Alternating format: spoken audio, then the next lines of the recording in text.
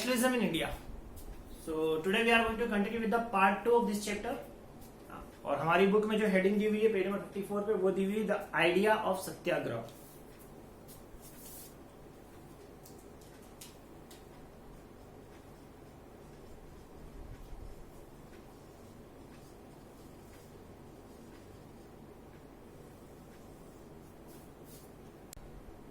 जनवरी 1915 में गांधी जी इंडिया आते थे. तो ये जो पार्टिकुलर पार्ट में आपको पढ़ाने वाला हूं ना, this part is also known as Gandhian era, है ना. इसको आप जब अदर बुक्स में देखेंगे, है ना, जब आप यूपीएससी के लेवल पे या इस जनरल बस हिस्ट्री के लेवल पे पढ़ेंगे तो आप इसको गांधीयन एरा के नाम से भी जानते हैं.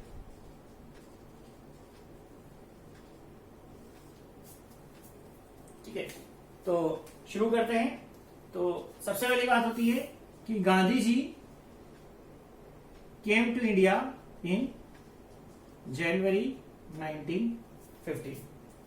हाँ जी, कहां से आए थे? साउथ अफ्रीका से. वहां क्या करके आए थे? अपार्थाइड के खिलाफ लड़ाई लड़के आए थे. ठीक है, रेसिज्म प्रैक्टिस होता था साहब, है ना, भाई काले और गोरे का भेद. तो वहां पर जो रेसिज्म बहुत ज्यादा खतरनाक, बहुत ही घटिया लेवल पे जाकर प्रैक्टिस होता था. तो Gandhi ji had rose voice against that racism, apartheid, और वहां पर लोगों को उन्होंने जस्टिस दिलाने की कोशिश की थी, या यूं कहा जाए कि स्पार्क वहां पर छोड़ करके वो आए थे. ठीक है, इंडिया आए साहब जनवरी 1915 में आए. Then started taking round of India, है ना. वो आए थे शुरुआत में, उन्होंने सोचा कि पूरा भारत को देखा जाए, है ना. क्योंकि उनकी शुरू से फिलोसॉफी रही थी कि नेशनलिज्म तभी आ सकता है ना, जब लोग यूनाइट हो. तो ही believed in unification of people, unification of country, या बोले है ना, unity of people. He had a believe कि जब तक यूनाइट नहीं होंगे तब तक जीतना पॉसिबल नहीं है. खैर ठीक है, इंडिया आने के बाद में है ना, उन्होंने अपने मूवमेंट स्टार्ट किए 1916 से. उसके पहले हम लोग गांधी जी के बारे में बात कर रहे हैं. एक टर्म लिखी हुई है बोर्ड पे, दिख रही है आपको, सत्याग्रह. तो पहले इस टर्म के बारे में चर्चा करते हैं.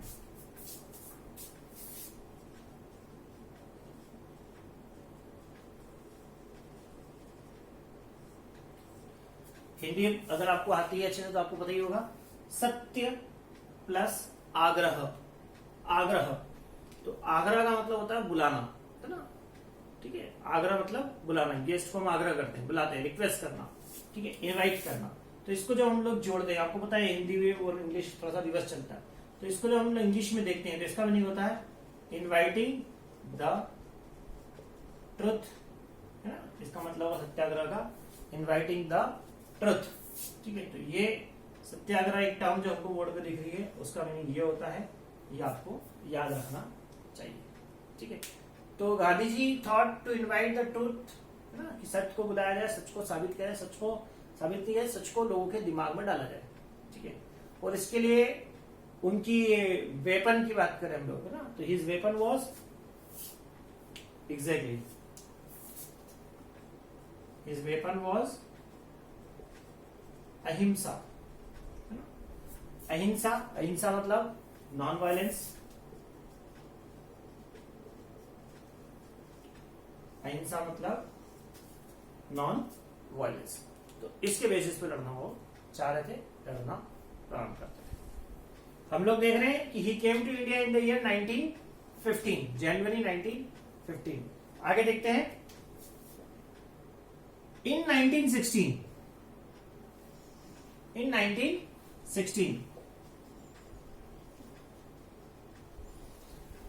there was a place named as Champaran. ठीक है, चंपारण नाम की जगह जो कहां पर थी? बिहार में. ठीक है, at the foot hill of Nepal, Nepal के फूट हिल्स में.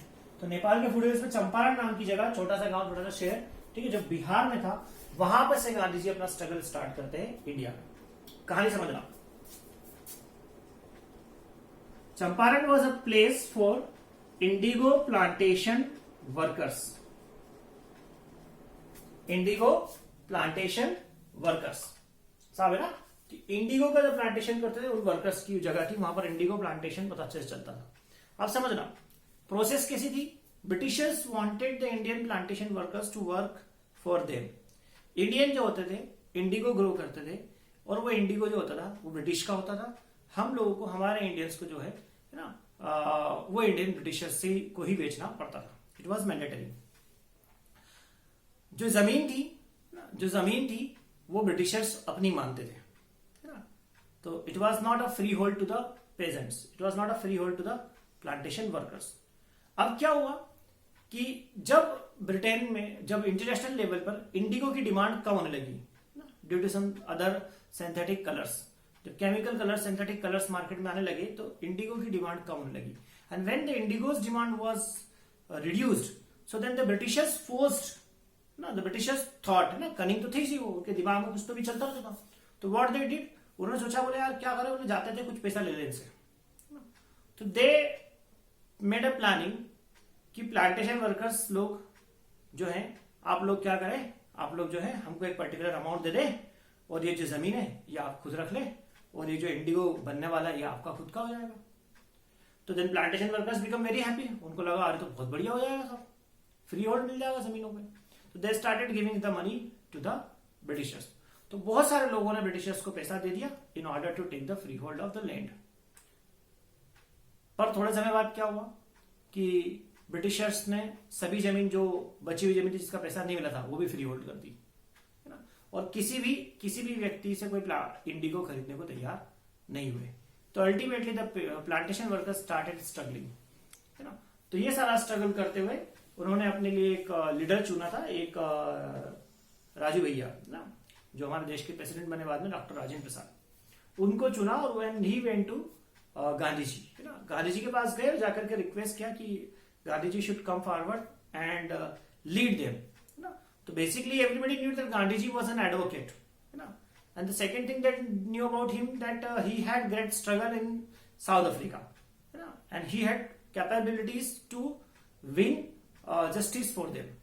तो ये बात सोच करके एवरीबडी स्टार्टेड रिक्वेस्टिंग हिम, उनसे रिक्वेस्ट किया और उनको बोलने लगे। तो गांधी जी ने अपना फर्स्ट मूवमेंट जो इंडिया में किया वो कहां पर किया, चंपारण नाम की जगह पर बिहार में किया, 1916 में किया। आपको सिर्फ इतना याद रखना, किसके लिए किया ये याद रखना, इंडिगो प्लांटेशन वर्कर्स के लिए। स्टोरी याद करने की जरूरत नहीं है, कभी भी नहीं पूछेंगे, है ना। Story is never being asked, only year is being asked. First struggle 1916, where, Champaran, which state, Bihar, and for whom, for the indigo plantation workers. Clear है? चलिए आगे बात करते हैं। 1917 में Gandhi ji started second struggle in Kheda, Kheda नाम की जगह पर। And where is Kheda? Kheda is in Gujarat. तो गांधी जी पहुंच गए था गुजरात, ना, उनकी बर्थ स्टेट। तो in Kheda he started second struggle. ये सेकेंड स्ट्रगल किसके लिए था? ये इट वॉज फॉर पेजेंट्स, किसानों के लिए था ये, अगेंस्ट हायर रेंट। ठीक है, आप लोगों को मैंने पहले ही बताया है ना, फर्स्ट पार्ट में बताया था कि वो रेंट बढ़ाने लग गए थे, लैंड का, जमीनों का टैक्स रेंट जो होता था वो बढ़ाने लगे थे, और किसान जो थे, पेजेंट्स थे, दे वर नॉट एबल टू पे दैट रेंट, है ना। तो पेजेंट्स वांटेड कि भैया बार बार तो क्रॉप फेल हुई है, बड़े परेशान चल रहे, तो we should be given some relaxation, है ना, this year the rent should not be taken from us. तो इस तरह की उन लोगों ने डिमांड रखी, Gandhi started fighting for them. तो गांधी जी ने उनके लिए भी एक सत्याग्रह 1917 में चलाया। Is this clear? स्टोरी याद नहीं करना है, स्टोरी नहीं पूछी जाएगी साहब, सिर्फ पूछा जाएगा आपका ईयर, प्लेस एंड किसके लिए स्ट्रगल किया, ये इससे आगे दिमाग नहीं लगाना है। Is this clear? Shall we move ahead? चलिए 1918 में गांधी जी का तीसरा स्ट्रगल होता था, अहमदाबाद। अहमदाबाद गुजरात। अहमदाबाद गुजरात में उनका तीसरा स्ट्रगल चालू होता है, तीसरा सत्याग्रह, तीसरा आंदोलन, तीसरा मूवमेंट गांधी जी इंडिया में करते हैं। And this movement is for mill workers. This movement was for mill workers, कि मिल वर्कर्स के लिए वो अपना मूवमेंट चलाते हैं in order to provide them some basic rights while working in the mills, है ना। कि मिल्स में जब काम करते थे वो उनको यूनियन बनाना अलाउड नहीं था, है ना। उनको 8 घंटे की जगह 16-16 घंटे काम करवाया जाता था, है ना। उनको खाना ठीक से नहीं मिलता था, उनके रहने की कोई सुविधा नहीं थी। तो Gandhi started fighting for them, उनके लिए भी गांधी जी ने जो मूवमेंट चलाया। तो you can see the years, no need to fear for the year ना, बड़ी आसानी से याद होते हैं। ठीक है, फर्स्ट वर्ल्ड वॉर कब हुई थी? 14 से 18, और गांधी जी के सारे मूवमेंट इन ईयर्स के बीच में हुए। 15 में गांधी जी इंडिया में आए, 16 में चंपारण बिहार मूवमेंट करते हैं, 17 में खेड़ा गुजरात में करते हैं, 18 में अहमदाबाद में मूवमेंट अपना चलाते हैं। ठीक है, these were very small movements, है ना। इससे क्या होने लगा, धीरे धीरे गांधी जी की आइडेंटिटी जनरेट होने लगी लोकल लेवल पे, है ना। Already he was an international persona. ठीक है, साउथ अफ्रीका से आए थे लोग, उनको वैसे ही पहचानते थे, तो लोकल लेवल पे भी उनकी एक पर्सनालिटी क्रिएट होने लगी, एक पर्सोना बनने लगा उनका, और इस पर्सोना का उन्होंने एडवांटेज लिया, है ना, और इसकी वजह से वो लोग थे हमारे देश के मूवमेंट को आगे लेकर के गए। ठीक है, तो हम आगे बढ़ते हैं, अगली हेडिंग में देखते हैं कि कौन सा मूवमेंट जो था जिसको बोला जा सकता है कि पहला बड़ा मूवमेंट इंडिया में, है ना। इसे तो छोटे छोटे थे। ठीक, तो which was the first bigger movement in India, let us see. तो जो फर्स्ट हेडिंग जो हम देखने वाले हैं, जो गांधी जी के छोटे छोटे मूवमेंट के जो फर्स्ट बड़ा मूवमेंट था, है ना, उसे बोला जाता है रॉलेट सत्याग्रह।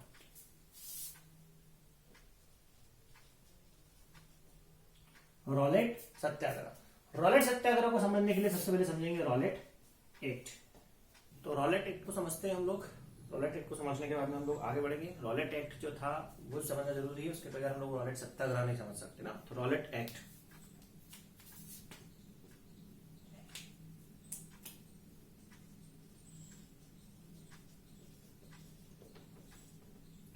रॉलेट एक्ट आया था ईयर 1919 में।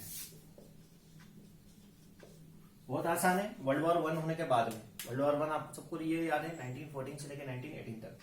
1918 में वर्ल्ड वॉर 1 खत्म हुई और 1919 में रॉलेट एक्ट इंडिया में आया। हम रॉलेट एक्ट क्या था समझते हैं ना। तो सबसे पहले देखेंगे रॉलेट एक्ट क्यों आया, कौन लेकर के आया। तो सबसे पहले हम देखते हैं Rowlatt act was passed by imperial legislature और लेजिस्लेटिव असेंबली, है ना। Imperial legislative assembly, imperial word shows that this belongs to Britain. ठीक है, तो ब्रिटिश असेंबली जो इंडिया में लॉ बनाने का काम करती थी, उसने रॉलेट एक्ट को पास किया। ठीक है, तो इंपीरियल लेजिस्लेटिव असेंबली, है ना, ठीक है, पास्ड एक्ट, है ना, उन लोगों ने पास किया। ठीक है, सबसे बड़ी बात, इस असेंबली में इंडियन मेंबर्स भी थे, है ना। लेकिन इन लोगों ने कैसे पास किया, इन लोगों ने पास किया without any consent from Indian members, है ना, कि इंडिया के किसी भी मेंबर का इसमें कोई कंसेंट नहीं लिया गया। जो लोग चाह रहे थे कि इस तरह का कोई लॉ पास ना हो, उन लोगों से किसी तरह का डिस्कशन नहीं हुआ, और किसी से भी डिस्कशन नहीं हुआ इंडियन मेंबर से, और इन लोगों ने पास किया, है ना। This was passed हरीडली। ठीक है, बहुत ही जल्दबाजी में पास किया गया था। क्यों किया गया था? To suppress the political activist after world war 1। क्योंकि हम लोगों ने वर्ल्ड वॉर 1 देखा, तो मैंने आपको बताया था कि बहुत सारी उथल पुथल हो रही थी, है ना, बहुत कुछ चेंजेस आ रहे थे, कि the country was in turmoil. किस वजह से?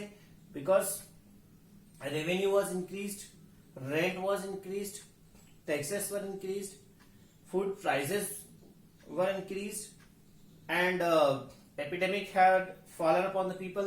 The people were expecting the government to help them, and all these things when came together to the people got very angry towards the British government. है ना? तो जब वो लोग बहुत ज्यादा गुस्सा हो गए थे, तो कहीं ना कहीं छोटे छोटे बहुत सारे पॉलिटिकल इवेंट्स होने लगे, पॉलिटिकल हैपनिंग्स होने लगी। अब आपने ये भी पढ़ा है कि 1914 से लेकर 1918 के बीच में गांधी जी ने भी बहुत सारे मूवमेंट जो है इंडिया में चलाए थे, लाइक 1916 चंपारण, 1917 खेड़ा, 1918 अहमदाबाद मिल। तो ये सारे जो छोटे छोटे मूवमेंट चले थे, तो the British were actually troubled with all this things, तो they anyhow wanted to suppress everything.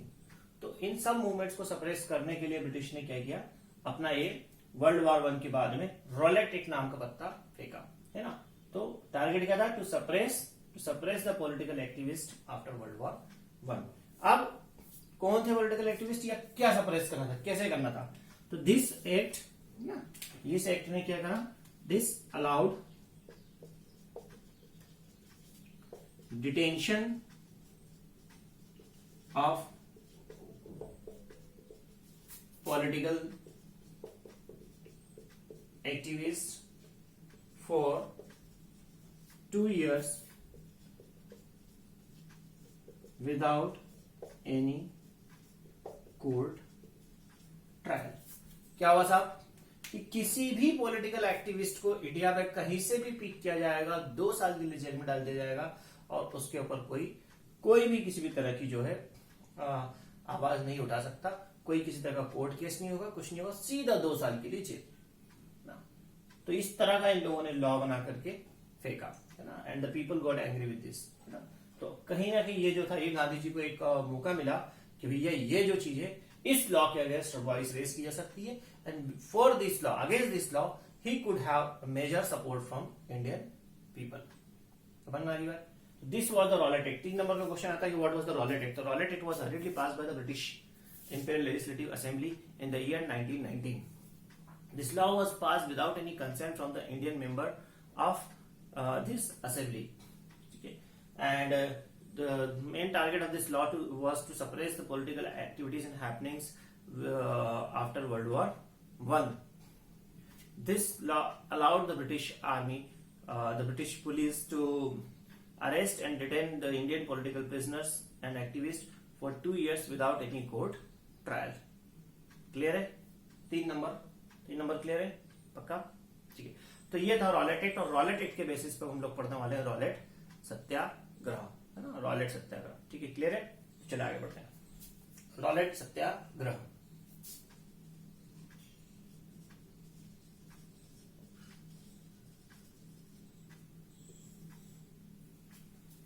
Rowlatt Satyagraha year exactly 1919। Rowlatt Satyagraha was started और लॉन्च्ड बाय महात्मा गांधी। ठीक है, गांधी जी ने इसको लॉन्च किया। गांधी जी का मेन टारगेट था कि कैसे भी करके ब्रिटिश लोगों को डिफीट देना, है ना। क्योंकि क्या होता है, छोटी छोटी हार से आदमी थोड़ा सा टूटने लगता है ना। तो गांधी जी ये चाहते थे कि छोटे छोटे मूवमेंट चला करके कहीं ना कहीं ब्रिटिश लोग जो है इतना डैमेज हो जाए, इतना वीक हो जाए कि जब मौका पड़े तो उन लोगों को देश छोड़ना पड़ जाए।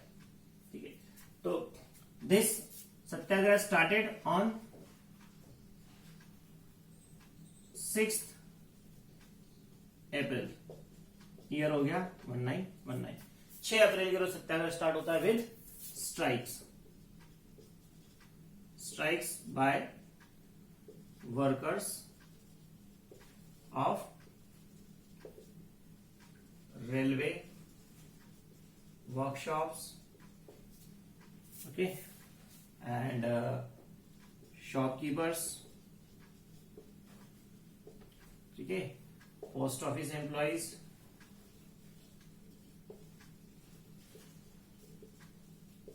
एटसेट्रा। तो बेसिकली क्या हुआ, the government employees supported Gandhi ji in this satyagraha. तो शुरुआत कैसे हुई साहब? स्ट्राइक से शुरुआत की। We will be doing strikes. और आपको पता है गांधी जी की मेथड क्या थी सत्याग्रह करने की? अहिंसा, दैट मीन्स नॉन वायलेंस। ठीक है, तो क्लियरली नॉन वायलेंटली ये मूवमेंट चलाना था। तो स्ट्राइक से स्टार्ट होता था, हड़तालें शुरू होती है ना। Railway workshop, shopkeepers, post office employees, सारे लोग जो थे हड़ताल पर चले जाते हैं। तो ब्रिटिश लोगों को क्या लगा? British thought that this will create a delay in the communication, है ना। उनको लगा कहीं ना कहीं उनका कम्युनिकेशन सिस्टम जो है वो पूरी तरह ब्रेक हो जाएगा, है ना। और ऑब्वियसली बात है, मतलब क्या है, टेलीग्राम ऑफिस बंद हो जाए आपके, अगर रेलवे ऑफिस बंद हो जाए तो रेलवे वर्कशॉप बंद हो जाएगी। तो दोनों ही चीज जो होती है कम्युनिकेशन का मीन्स होती है, दोनों ही स्टॉप हो गया अगर आपका, तो उन लोगों को बड़ा डैमेज हो सकता था। तो व्हाट डिड दे डू? उन लोगों ने सोचा कि यार ये तो गलत हो रहा है ना। तो they started suppressing the revolt, suppressing the protest, ना, विद ब्रूटल स्टेप्स। ठीक है, तो उन लोगों ने क्या करना शुरू करा? They started picking up the political activist from anywhere, है ना। जबरदस्ती पकड़ पकड़ करके सबको अरेस्ट करना शुरू किया, है ना।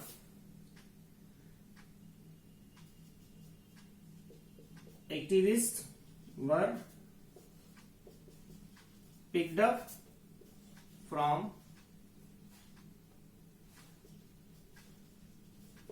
everywhere and Gandhiji was dared to enter daily. क्या हुआ साहब कि सारे एक्टिविस्ट, जितने भी एक्टिविस्ट, उनको हाथ लगते गए, पकड़ना अंदर डालना, पकड़ना जेल में डालना, पकड़ना जेल में डालना। और गांधी जी के लिए मना कर दिया गया कि दिल्ली आपको आने की आवश्यकता नहीं है, his entry in Delhi was stop. ठीक है, अच्छा उनके लिए पहली बार नहीं था, पहले भी उनको एक बार मेरठ जाने के लिए मना किया गया था और उन्होंने कहा था कि this is my land, my country, I can visit, I can Rome anywhere. तो दिल्ली जाने के लिए गांधी जी को मना कर दिया गया। ठीक है, तो ये जो बात थी, इस बात से और लोग जो थे प्रोटेस्ट में इन्वॉल्व होने लगे, और ज्यादा जो थे इन लोगों की बोल सकते हैं हम लोग प्रोसेशन, बहुत ज्यादा मार्च पास करने लगे, बहुत ज्यादा प्रोसेशन निकालने लगे। ठीक है, इस तरह से इन लोगों का देखा जाए तो नंबर बढ़ने लगा। फिर अगली घटना आती है आपकी 10 अप्रैल 1919 के रोज। 10 अप्रैल 1919 के रोज क्या हुआ? 10 अप्रैल के रोज एक पीसफुल प्रोसेशन ये लोग निकाल रहे थे, पीसफुल प्रोसेशन, क्योंकि अहिंसा वाले तो डेफिनेटली पीसफुली निकालेंगे। A peaceful procession was attacked by police। ठीक है, पुलिस ने क्या किया, एक पीसफुल प्रोसेशन पे अटैक किया, है ना, और फायर ओपन किया और बहुत सारे लोगों को उसमें, है ना, इंजर कर दिया। ठीक है, अब इस घटना से जो थे, जितने भी एक्टिविस्ट थे, ये लोग थोड़े से पैनिक में आ गए, घबरा गए। ठीक है, और गुस्सा इनका और ज्यादा बढ़ गया। तो डर प्लस गुस्सा, है ना, फियर प्लस एंगर ना, ये बहुत ज्यादा विस्फोटक हो जाता है, बहुत ज्यादा एक्सप्लोसिव हो जाता है, बहुत वायलेंस क्रिएट करता है। तो सेम थिंग हैपेंड हियर। ठीक है, same thing happened here.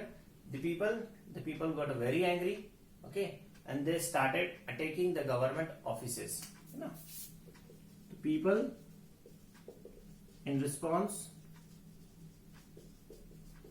Attacked police stations, post office, Telegram office,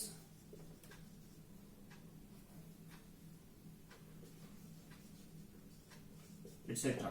ठीक है, तो लोग क्या करने लगे, गवर्नमेंट बिल्डिंग्स पर अटैक करने लगे, गवर्नमेंट मैकेनिज्म को, वर्किंग सिस्टम को, प्रोसेस को वो लोग रोकना शुरू किए। ठीक है, और ये अटैक जो थे ये वायलेंट अटैक थे, समझ आ रही बात। तो इन सब चीजों से जो था ब्रिटिश और ज्यादा बोल सकते हैं तिलमिला उठे। तो they got very very very angry. और अब उन लोगों ने इस पूरी कमान को संभालने के लिए एक बंदे को अपॉइंट किया जिसका नाम था general Dyer. General Dyer took